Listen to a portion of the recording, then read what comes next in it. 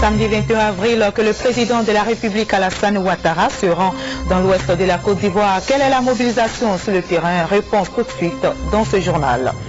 Et puis lancement des travaux du groupe de travail sur la réforme de la sécurité en Côte d'Ivoire. Les experts ont 3 mois pour rendre leurs conclusions. Réunion en France sur la Syrie. La réunion internationale des amis de la Syrie s'est tenue donc hier pour tenter de trouver une solution pacifique à la crise syrienne qui sévit depuis plus d'1 an. Merci de choisir la RTI 1 pour vous informer. C'est demain, samedi 21 avril, que le président de la République, Alassane Ouattara, se rend dans l'ouest de la Côte d'Ivoire pour une visite d'État. Les équipes de reportage de la RTI sont sur place pour vous rendre compte de cette visite. Du côté de l'organisation, les choses s'accélèrent, mais voyons avec Alassane Ouattara la mobilisation des chefs CRO qui saluent cette visite.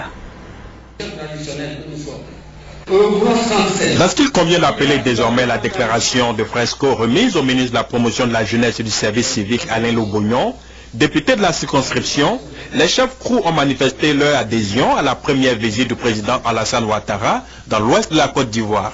Sa Majesté Koudou Gra Ier, chef suprême des CRO et président des institutions coutumières du Grand Ouest, trouve cette rencontre avec les populations nécessaire. Pour leur part, les chefs ont dit adhérer au processus de réconciliation nationale. La mise sur pied de la commission Dialogue, Vérité et Réconciliation, avec à sa tête le président Charles Konan Banny, rassure à ce titre les populations CRO. C'est la raison pour laquelle les chefs réfléchissent au mode opératoire, selon les us et coutumes CRO, de concert avec les autres leaders traditionnels pour la cérémonie de purification.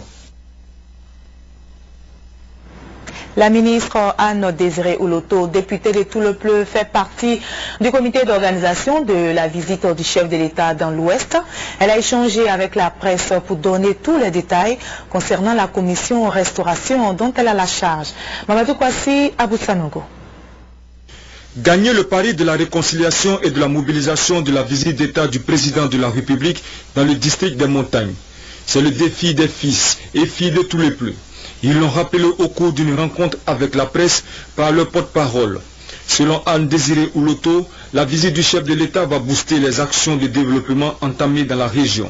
Ces actions se résument en la réhabilitation et l'équipement des centres de santé, des écoles, des bâtiments administratifs et de la réparation des pompes villageoises et la connexion du réseau électrique. Elle soutient que la visite du chef de l'État doit être un facteur de réconciliation. Déjà, tous les cadres sont à la tâche pour la réussite de l'événement. Ce qui est important, c'est qu'ensemble, nous puissions chaque fois nous mobiliser autour de grandes causes, telles que la réconciliation des fils et des filles de nos régions, le développement de nos départements. Pour la sécurité, le député de Tout-le-Pleu commune rassure les populations avec le redéploiement des forces de l'ordre soutenues par les forces impartiales. Le comité d'organisation s'active donc pour les derniers réglages. Les membres du gouvernement sont sur le terrain avant l'arrivée du chef de l'État demain. Jean-Jacques Ouaméala les a rencontrés. Écoutons les réactions. Le président est prêt. Il arrive donc demain. Nous venons nous assurer que tout est bien prêt pour que cette visite à l'Ouest permette aux populations de bénéficier des retombées de tout ce que le président apporte. Nous pensons que c'est une occasion pour tous les Ivoiriens de se retrouver et nous invitons donc toute la population du district des montagnes à venir nombreux pour accueillir le président de la République demain. C'est un plaisir, nous sommes venus en éclaireur, voilà, pour voir si tout se passe bien. Le comité d'organisation est donc mobilisé, mais qu'en est-il de la population? Réponse dans cet élément de Jean-Jacques Ouaméala sur place. Première visite d'État du président de la République Alassane Ouattara dans le district des montagnes, tous ensemble pour une mobilisation légendaire. Cette banderole fixée à la préfecture de Mans traduit l'attente, l'espoir et la volonté de la population de Mans à réserver un accueil chaleureux au président de la République à 24 heures de son arrivée dans la capitale du Tonki. Partout, la population s'active pour la réussite de cette visite d'État. À quelques heures de l'arrivée du président, on est en train de faire le toilettage de la ville, vous-même le voyez. Dans la ville, il commence à avoir un toilettage et toute la population s'apprête à l'accueillir au fait. Nous l'attendons avec enthousiasme, seulement que nous sommes sous pression pour les travaux de préparation. Il faut que tout soit prêt pour que vraiment on accueille nos présidents avec beaucoup de joie. En tant que président d'une association, On est en train de mettre tout en œuvre, c'est-à-dire les banderoles, les t-shirts. Voilà, on est en train de tout préparer pour que vraiment son arrivée à Mans soit une réussite. C'est une bonne nouvelle pour nous. Je vais voir le président de la République devant. Nous allons l'accueillir. On attend vraiment beaucoup de sa venue. La route a été déjà placée. On espère que beaucoup de choses se réalisent encore à Mans. Nous sommes heureux de l'accueillir dans le Tompi. Et nous allons lui réserver un accueil chaleureux. Et tout le monde va sortir, se mobiliser pour lui accueillir.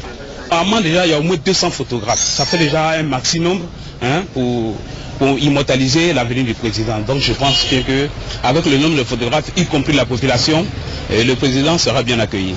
C'est dans moins de 24 heures que le président de la République, Alassane Ouattara, va fouler le sol de Mans.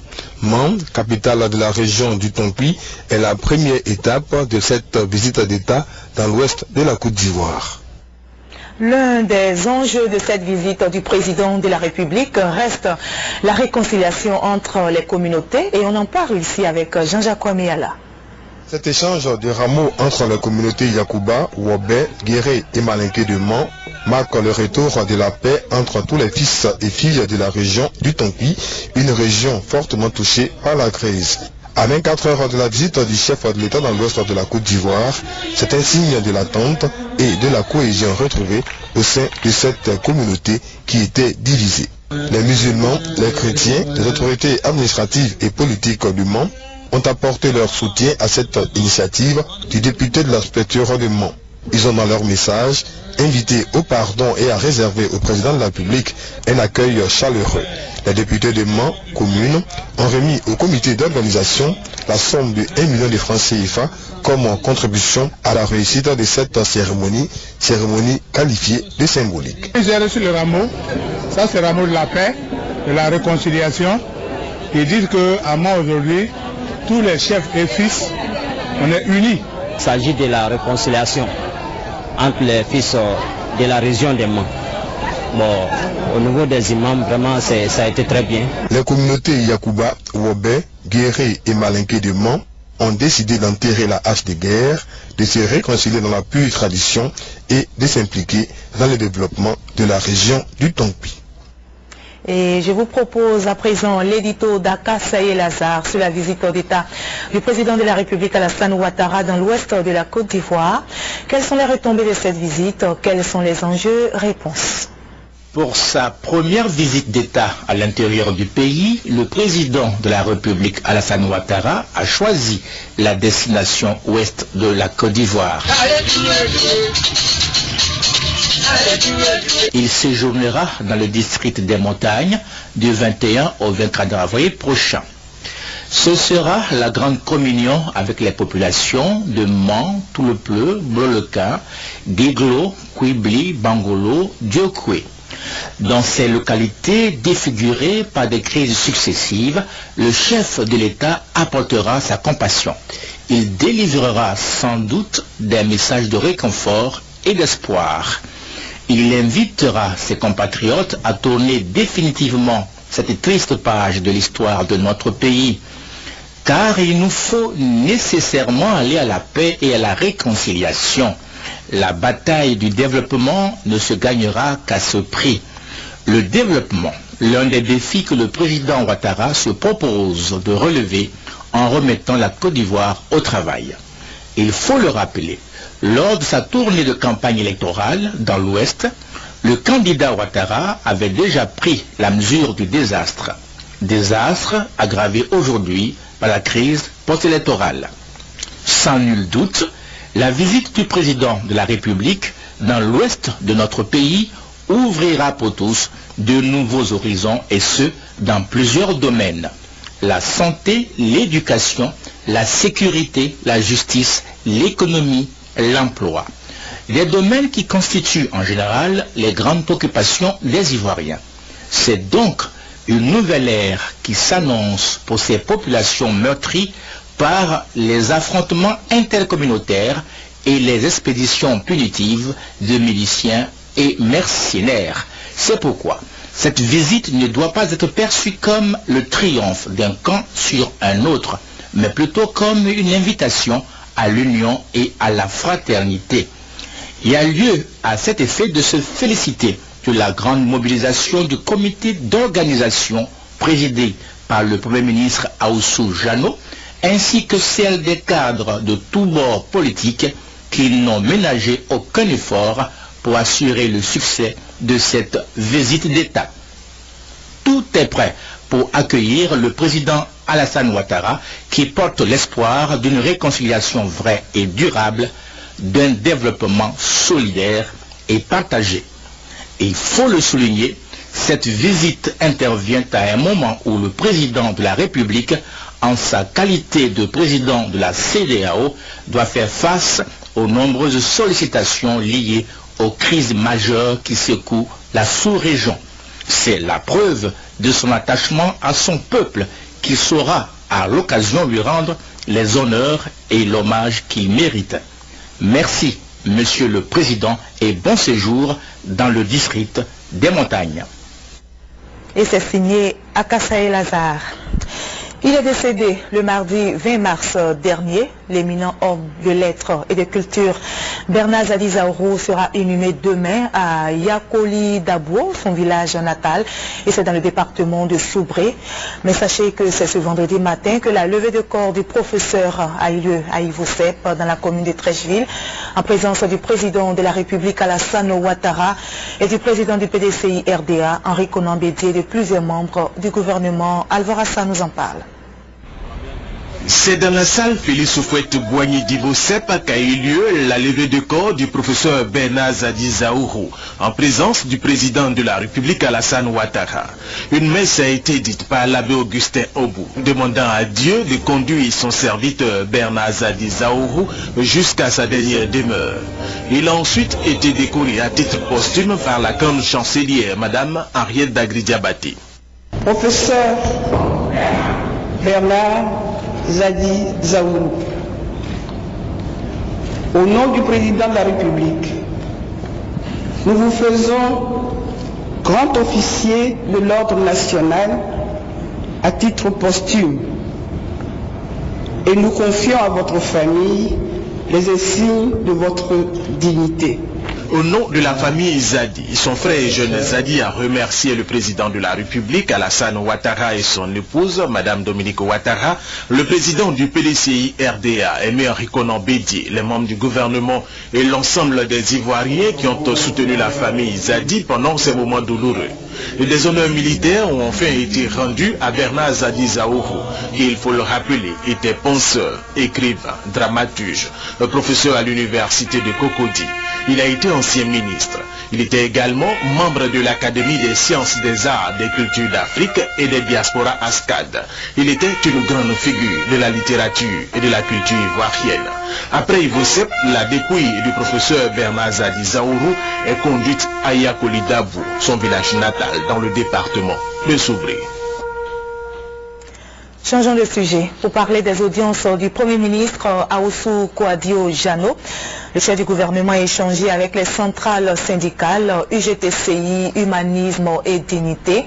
Au centre des entretiens, la question de la cherté de la vie et de la situation des travailleurs. Alexis Drago nous fait le point. Après-midi jeudi, plutôt chargé pour le Premier ministre Ahoussou Jano. Il a eu une rencontre avec les principales centrales syndicales en présence du ministre d'État, ministre de l'Emploi, des Affaires sociales et de la Solidarité, Gilbert Kafana, ainsi que du ministre de la Fonction publique et de la Réforme administrative, Niamien Konan. Nous allons bientôt être à un 1er mai à nouveau. Et nous savons que les problèmes de l'heure sont les problèmes de cherté de la vie, les problèmes de sécurité, les problèmes de promotion des jeunes, des femmes. Et donc c'est de l'ensemble de ces questions-là que nous avons parlé et que nous évoquerons avec des éléments de réponse qui nous seront donnés en temps utile.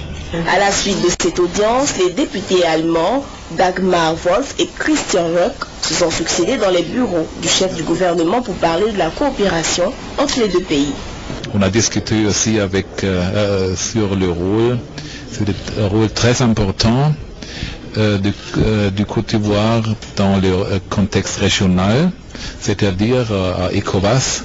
Il y a beaucoup de choses à maîtriser maintenant et il y a beaucoup de problèmes. Et je crois que le Côte d'Ivoire joue un rôle excellent et très important. Restons à la primature au plateau pour faire le point de la rencontre du Premier ministre Aoussoukou Diojano avec la représentante du HCR. Le Haut Commissariat pour les réfugiés et la Côte d'Ivoire prévoit travailler très étroitement ensemble afin de juguler la question des réfugiés. La Fofana. Le Haut Commissariat des réfugiés en Côte d'Ivoire, le HCR et l'État ivoirien ont signé un partenariat. Et ce partenariat, en résumé, demande que les deux entités coordonnent leurs actions pour concevoir une base de données fiable. L'objectif, bien entendu, c'est de maîtriser l'effectif des réfugiés et contrôler leurs mouvements, et cela passe par les vérifications. Nous sommes en train de faire une vérification parce que les réfugiés qui se trouvent ici, pour la plupart, c'est les Libériens. Nous avons installé ou inauguré une clause de cessation de statut de réfugié pour les Libériens qui va prendre fin le 30 juin cette année. Et nous voudrons qu'ils essaient de volontaire pour le rapatriement chez eux, parce qu'il y a la paix et stabilité au Libéria maintenant. Pour la plupart des réfugiés, ils sont là depuis 20 ans. Et nous voudrons qu'ils choisissent soit de partir chez eux ou d'installer ici comme citoyens de CEDEAO. En plus de la situation des réfugiés libériens en Côte d'Ivoire, le HCR traite l'autre grand dossier, les Ivoiriens au Ghana, au Bénin, au Togo et en Guinée-Conakry. À ce jour, plus de 135 000 sont de retour et continuent d'arriver. Mercredi 25 avril se tiendra dans la capitale politique à Yamoussoukro la première session ordinaire de l'Assemblée nationale.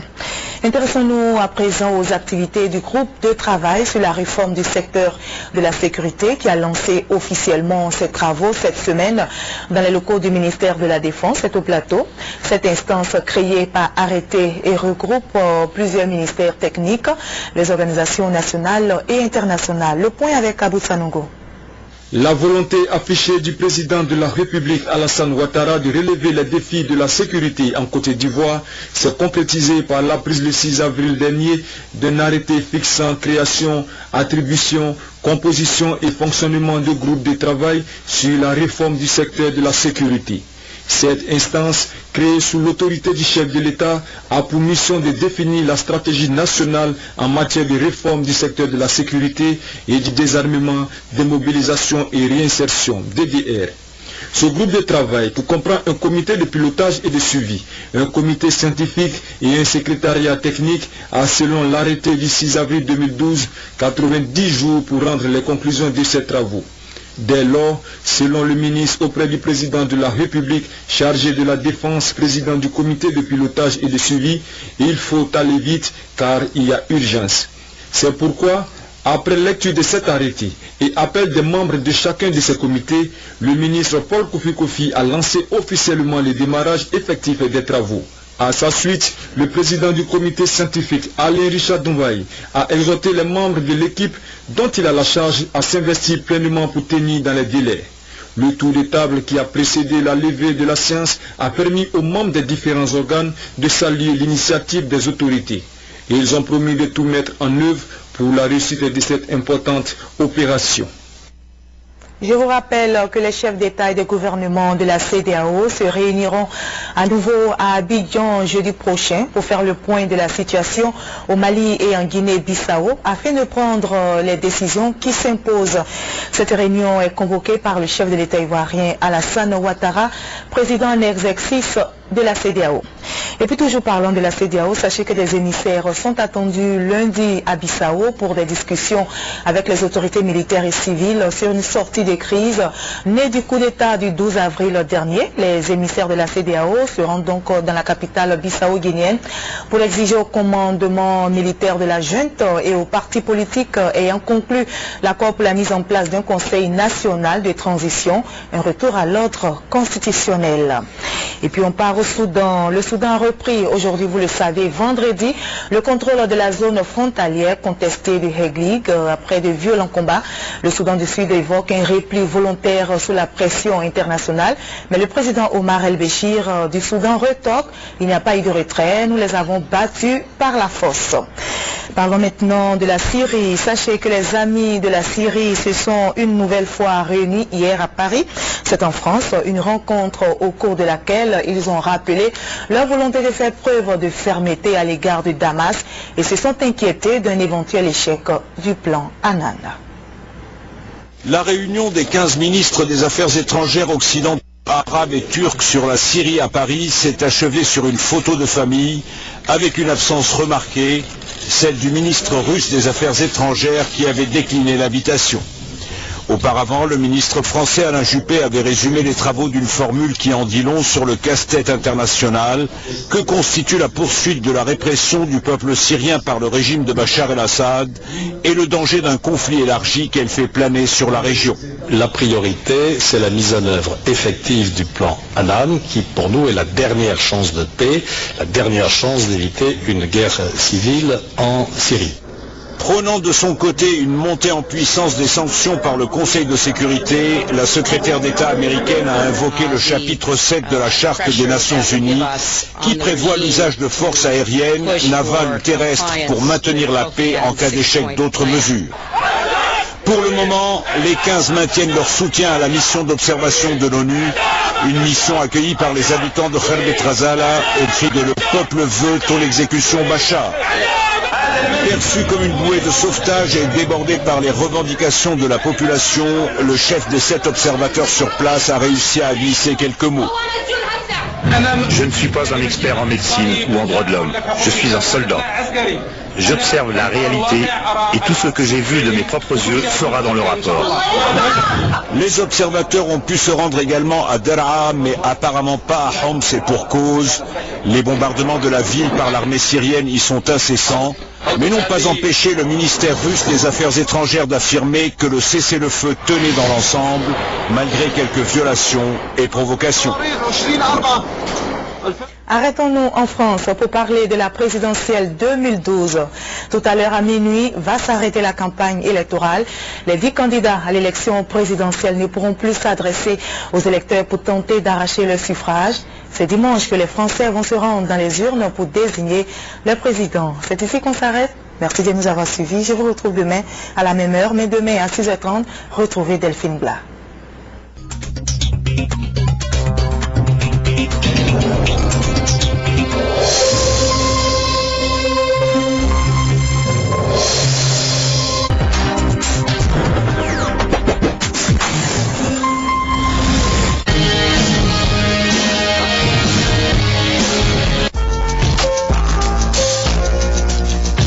À l'honneur, la salade verte, autrement dit la laitue. La salade verte est une plante que nous consommons tous en hors d'œuvre.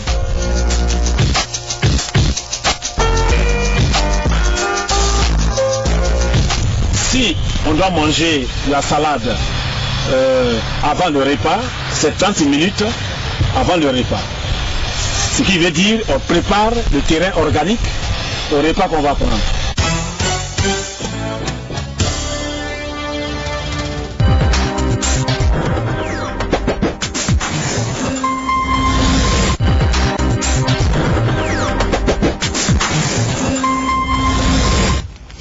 Chine est au magasin.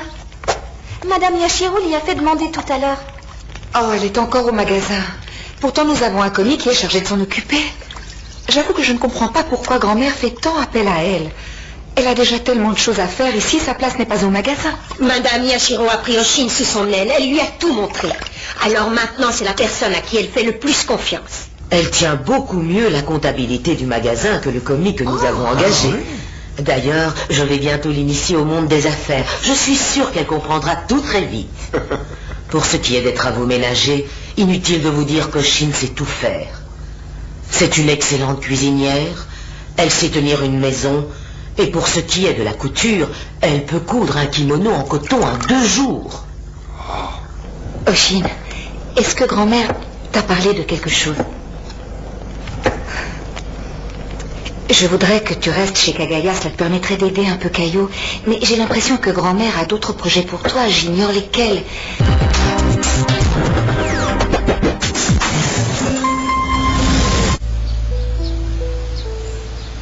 3, 4, 5, 6, 7 et 8, le dos droit. 3, 4, 5, 6, 7 et 8, on baisse les hanches. 3, 4, 5, 6, 7 et 8, tournez et tournez. 1, 2, 3, 4, 5, 6, 7 et 8, on relâche les fesses. 5, 6, attention, stop. Attention, stop. On relâche. Relâchez. On secoue, on secoue, on secoue. Coucou, coucou. Amène à boire, je pourrais me tailler les veines tellement j'ai soif. Avec de l'alcool? Si t'es pas content, va à ton parlement. Pour te dire, honnêtement, je suis pas d'humeur parce qu'aujourd'hui ils votent le budget. Ils vont se battre comme des dingues et vraiment...